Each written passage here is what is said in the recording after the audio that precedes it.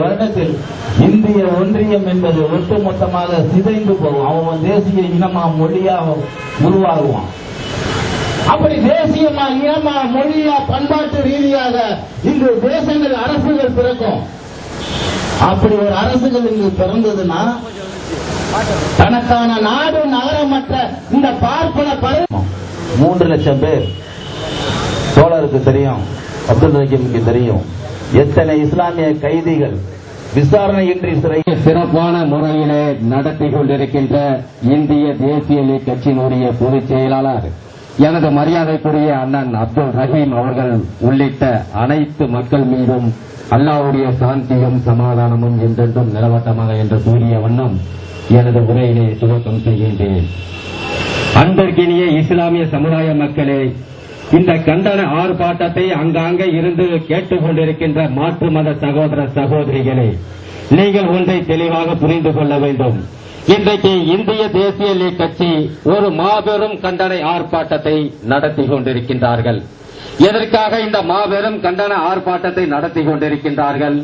2 தினங்களுக்கு இறைச்சி கடைகளை மூட வேண்டும் என்று இஸ்லாமியர்களுக்கு எந்த உரிமைகளையும் கொடுத்து விடாத ஒரு மானங்கட்ட காங்கிரஸ் அரசு ஒரு ஆணையை பிறப்பித்திருக்கிறது.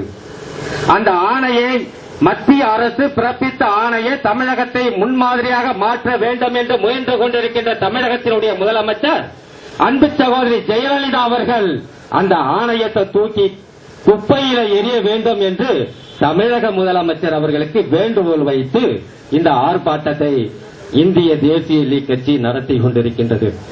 எனது அருமை இஸ்லாமிய சமுதாய மக்களே, இந்தியாவை 800 ஆண்டு காலம் ஆண்ட இஸ்லாமிய சமுதாயம் கோடிக்கணக்கான சொத்துக்களையும் லட்சக்கணக்கான உயிர்களையும் பலி கொடுத்து இந்த இந்திய சுதந்திரத்தை பெற்று தந்தவர்கள் இஸ்லாமியர்களாகிய நாம்.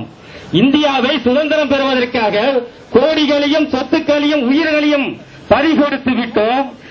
வெள்ளையனுடைய காலத்திலே இருந்த 35% இடஒதுக்கீட்டையும் இழந்து விட்டோம். இப்படிப்பட்ட இந்தியாவை 800 ஆண்டு காலம் ஆண்ட இந்த இஸ்லாமிய சமுதாயம் இன்றைக்கு இறைச்சி கடைகளை வைத்து நடத்தி கொண்டிருக்கின்றோம். இதுதான் நமது தலையெழுத்து. ஆங்கில படிப்பை இஸ்லாமியர்கள் படிக்க கூடாது என்று இஸ்லாமியர்கள் நமது முன்னோர்கள் கொண்டு வந்தார்கள் ஒரு சட்டத்தை. எல்லாத்தையும் இழந்து விட்டோம். அரசு துறைகளிலே வேலைகளையும் இழந்து விட்டோம், கல்வியை இழந்து விட்டோம், பொருளாதாரத்தை இழந்து விட்டோம். பாவிகளா, இறைச்சி கடைகளை வைத்து நாங்கள் பிளப்பை நடத்தி கொண்டிருக்கின்றோம். அந்த இறைச்சி கடைகளையாவது நிம்மதியாக நடத்த விடுங்கள் என்றால் கேட்டால் அதற்கும் 2 தினங்கள் விடுமுறையாம்.